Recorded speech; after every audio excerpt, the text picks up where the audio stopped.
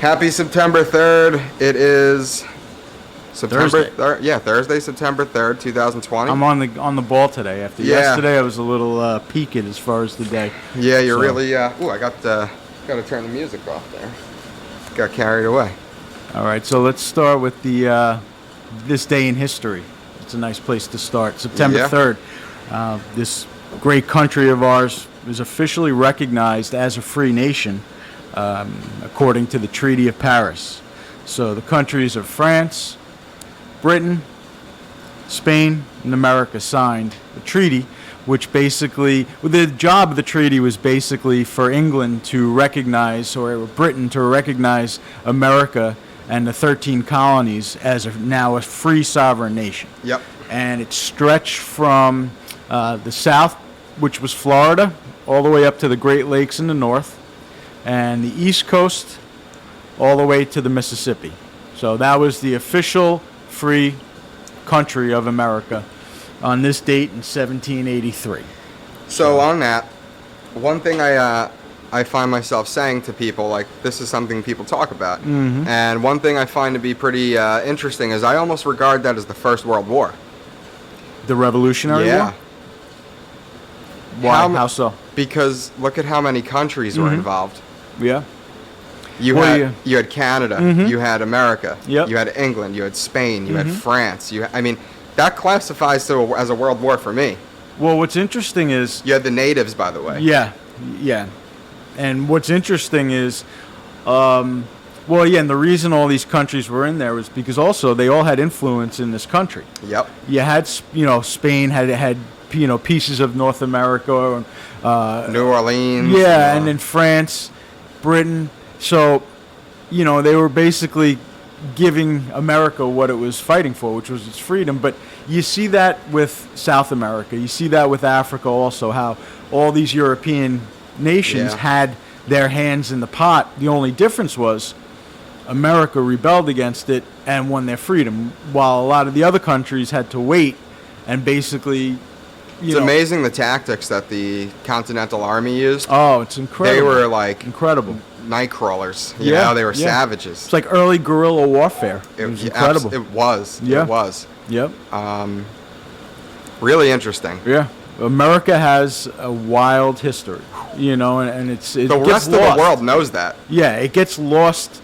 Wow, what these first Americans were really like. I mean, Well, especially now, because everyone just sees them as one thing. Yes, the founding fathers were the founding fathers, white racist slave owners. Yes. They were nothing else. Yeah. They weren't freedom fighters. They weren't actual warriors. No. Something that I find interesting, and we could fast forward to like the Civil War, even with Abraham Lincoln. Yep.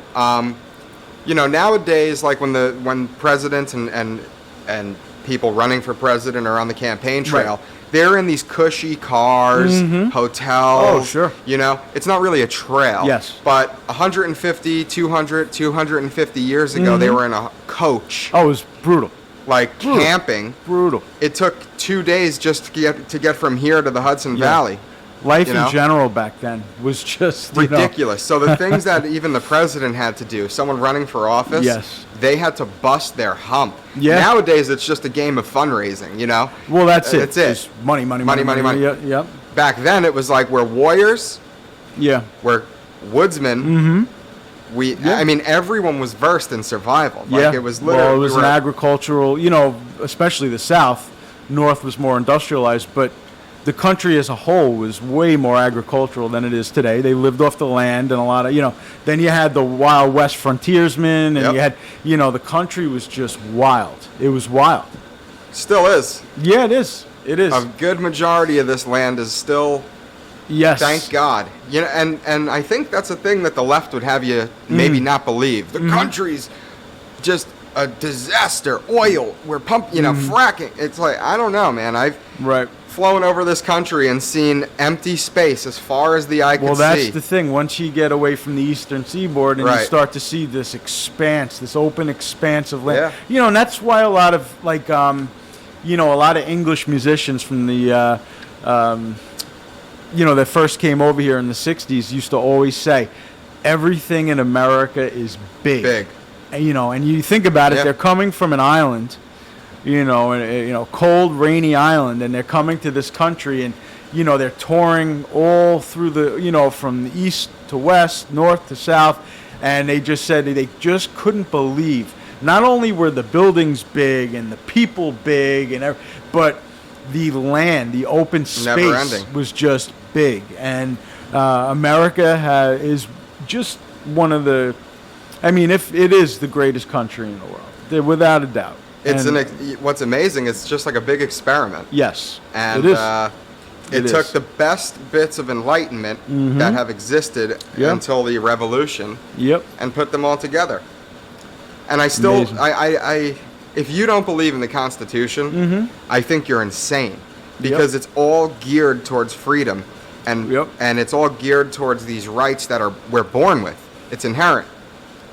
I'd like to see somebody write a document that 300 years later, or some odd years later, could still have some sort of relevance, if not very relevant to today. Of course, what's things amazing are gonna is change. they also put in a clause that you can add and subtract from it. Well, which is probably the greatest thing they did, and that is, we can't predict 20 years in the future. We can't. You actually predict 10 can't years. subtract from it. No, you can change it. Yes, in a further amendment. Yes, which is interesting. And it is. The rules. Yeah. But it was, look, the whole system of checks and balances, and it's as good as it could be constructed. In my opinion, it was constructed, and there is nothing that's perfect. Humans are not perfect, so therefore anything that they construct really can't be perfect. But that's about as close to a perfect document as you can get, in my And I humble challenge someone who would like to debate that. Yeah. I don't know. It's just you can't debate it, and that's why anybody who is on these rampages, Look, I'm not saying, and again, I'm not saying that, there was a lot that had to be fixed with America in those days. Slavery is wrong any way you cut it.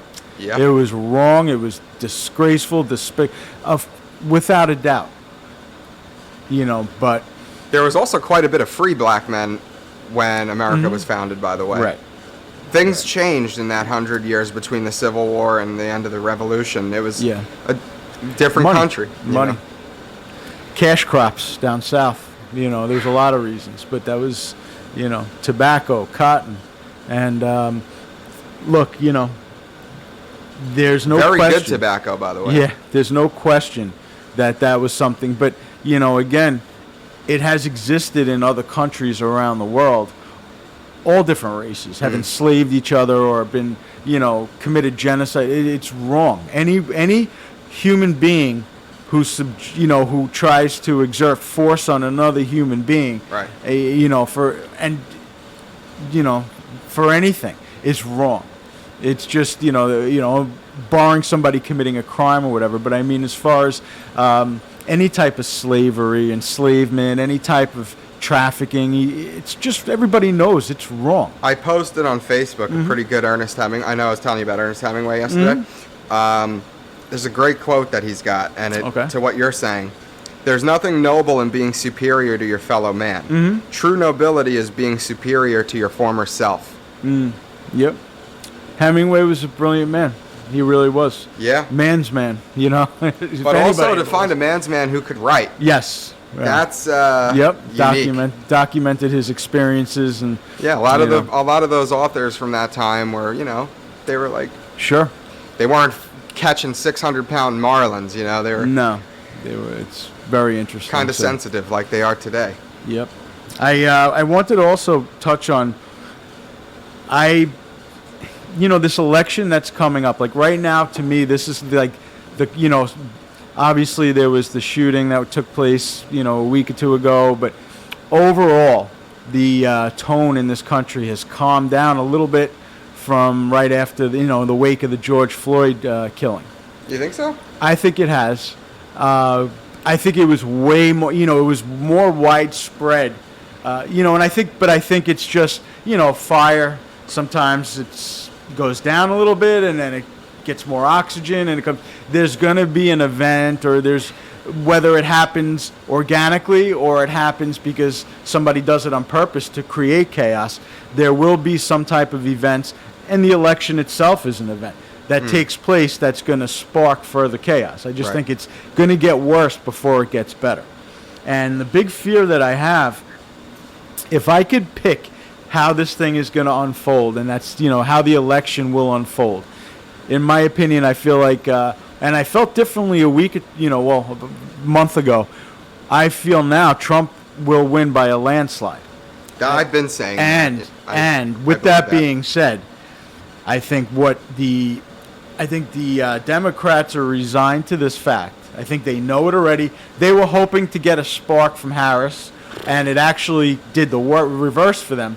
So I think rather than gear up and fight Trump now, I think what they're waiting to do is use these write-in votes to bring it to court, to bog it down in court time, and fight to say Biden won the election, and I think that's going to be... Well, that's going to be like the Russia thing. It's going to be like this endless court But case. I think that's what's going to happen. I think Trump is going to win the election, but I think the Democrats are going to use these write-in votes as their basis for a heavy-duty lawsuit, and that's just going to enrage that side further and further. And I think it's... I see it coming. I mean, I see all the writing on the wall. I see them stocking up on lawyers. I see the way they're not coming out and really trying to fight Trump right now. Yeah. I just feel like it's like they're waiting, and they know that is where the only chance they have to win is bringing that to court and fighting that result. And the write-ins are the perfect vehicle for them. Because if it was a straight vote like in normal times where people go to the polls... If you look at the March on Washington that happened last week, if they can do that, they can go vote. Right. There was like 1 million people there. I know. No social distancing. Right. Did you see the stage when Al Sharpton was? Yeah. Even Al Sharpton was like, "Why are you screaming?" Right. Like, I know. it's crazy. It's not like it was years ago. Years ago, that was a respectful march. Yeah. That was a different thing. Nowadays, they cheapened it so much. Well, the whole case on that side has been cheapened. It is, and it's sad. It's really sad. Well, you look at who was on stage back then. Right. You have Martin Luther King, right? Right. And, among others. And then when I look on the stage and I see Al Sharpton, or I see people like, it's like... It was different. Yeah. Money wasn't... Look, a guy like Al Sharpton, the only thing he's after... He's a thug. He's a thug. And it started with the Tawana Brawley case in the 80s. Yep. When he went after that cop, and he was... I'll never forget it. And from that day forward, I said, once it came out that this girl was totally a bogus, plaintiff. A Jussie Smollett, if you will. Yeah, basically. Right. And all of a sudden, he had to eat his words. And instead of that would have been something where if I did that to a human being and I tried to wreck this guy's life falsely, I might look at myself and say, you know what? If this can happen, this might be something that happens a lot. Right. And I'm going to, but instead he saw a chance to capitalize and to become a relevant public figure. And that's what he did. And he's been around ever since then. And if there was no cases like a George Floyd or the guy that got shot in Kenosha, then there would be no Al Sharpton. Because he's totally irrelevant other than that. Well, what I'm curious about is how come the left isn't acknowledging that the autopsy results have come back and George Floyd actually died of a fentanyl overdose? I know. Look, to me... The facts are the facts. Yeah, I get it, but I think at the end of the day, look, I totally understand. How is the cop supposed to know that the guy's on... I know, but I don't think... I try to play it as fair as I possibly can for both sides because I think that's the only way that it was still disgusting what the cop did. That's the thing. No question. And I think that when you put your knee on somebody's neck for that amount of time, there's a great chance that somebody can die. And he did. So, you ever lay in bed and I acknowledge put her arm over your neck or something on accident? Yeah. It's uncomfortable. I acknowledge the fact that look, this guy was no saint. Yeah. He was not, and I think the problem is... But he can't be charged in the court Right. for murder if the cause of murder wasn't suffocation. It was I don't an know how overdose. that's going to play out. I mean, like I said, and the lawyers are going to definitely pinpoint that. that's, but like I said, If he gets out, though, what do you think's going to happen? It's going to be chaos. Yeah, I mean, it's, So is it mob rule? what do you mean? In other words, the public opinion says the guy's guilty. Yeah, well, that's the thing. It's going to be very hard to have a fair I don't trial. know if that's how justice should work, I don't though. know. I don't know. It's going to be very hard to have a fair trial. But, look, the graphics of it were horrible. Yeah. And the problem is, though, when something like that comes out and then you have the people who are watching it just going on and on, get off his neck, get off it, it's like on and on. It's very hard to say, look, but he was on fentanyl and he should, this and that. It's like, at the end of the day, that was police brutality. So, but I get it. I'm not in the streets with these guys, these cops, and I'm not, look, it's very hard to and especially with what went on afterwards, the disgrace from which people treat innocent police officers now, right. Innocent businesses, civilians. Even if you support the movement, by the way. Yeah, it's like They and I think it was Kenosha. There was this car dealership, and they were really pro the movement, and they destroyed it. Yeah, they broke every window, they blew the cars up, they stole the car, whatever the hell. And it's like, so look, they're deplatforming themselves. I look at how these animals right now in the street, and I don't equate these animals with other people, other whites, other blacks. The people in the street causing this ruckus with masks. Not one's peacefully Look, if you're gonna, America allows for people to protest. Correct. And it's a great thing. So if people are out there protesting, I'll applaud you. All the power. I might even support you. But the animals that I see on camera, who, the girls that shout in the cops' spitting in your face, yeah, disgusting. And I'll tell you, if I was a police officer watching some of my brothers and sisters out there fighting with these or standing there and taking the abuse, how much do you expect for a human being a human, right, not to have a negative reaction, towards people? And I sympathize with them. There's these, just to your original point about things simmering down, I might have to go ahead, split with you there. Go ahead. Just because already now I see this morning there's another guy who either was, I don't know if he was killed or if he was beat up or something by cop, but there's these protests now forming in Rochester. And I think that there are protests, but it was like a real explosion to me right after Floyd, and I think there's going to be more of an explosion near the election. Sure. I feel like right now, yes, it's higher than normal. I don't think it's back to normal, but I just don't think it's as big as it was or as big as it's going to be. And I just feel like Portland's still going through it, though. Well, look, you got to... I think we should, invade Portland, liberate it. That's what happens when you have a moron running the show. Right. And, they're chanting for the mayor to step down. Yeah. And he's protected You them. can't... when are these people going to realize on the left, you guys eat your own? Right. You eventually cave in and you eat your own side. And I'm not an ultra-Republican. I'm not a neocon. I'm not like that. I'm just a guy who worked every day trying to support my family. Yeah. I don't bother anybody, and I don't want to be fucking bothered. Right. And I don't disrespect somebody, and I don't want to be disrespected. And I also don't want to be told anymore by the mainstream media what it is to be American. I don't want to read on Facebook some white girl who I knew from high school that, who all of a sudden has become this freedom fighter for the black cause and telling me as if she's Frederick Douglass. Yeah, telling me that my I'm too ignorant to realize this white privilege. I'm just fucking tired of it. And I don't, and I'm thankful that there are intelligent blacks who realize that they're just being used as pawns. And it's enough. It's enough. And so again, when I see these people and they're these protests, and you guys end up eating your own. It's like all the mayors and the governors that ended up allowing things to go on. These idiots end up getting held hostage in their own house. It's great. I love it. And then you have Lori Lightweight over there. I like calling her Lightweight. She banned protesting on her block. Yeah, yeah. You heard about of course, that, right? they have to be protected, but the average Joe that comes outside with a piece to protect his own property and Right. his family while you got an angry mob chanting at him, that guy goes to jail. But you can, keep yourself safe. I have no respect for these people. I have no respect for them as human beings. I loved what or happened politicians. to Nancy Pelosi the other day. Oh, how she didn't have her mask on, getting her hair done? Yeah, that's great. And then I love the clip of her saying how Donald Trump doesn't accept responsibility Yes. for his actions. Yeah. Uh-huh. And what was the first thing she did? That scum. I hate her. I might hate her more than anyone else in the country.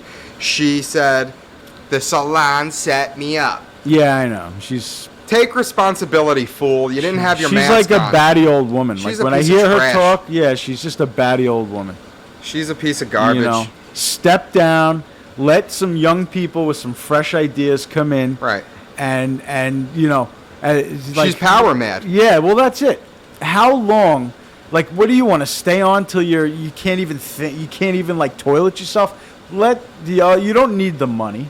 I could see if you needed the money to survive and you were keeping the job. You don't need it. What's sad is that salon now, though, I watched the owner. She was on. Yeah. I think she was on Fox. Mm-hmm.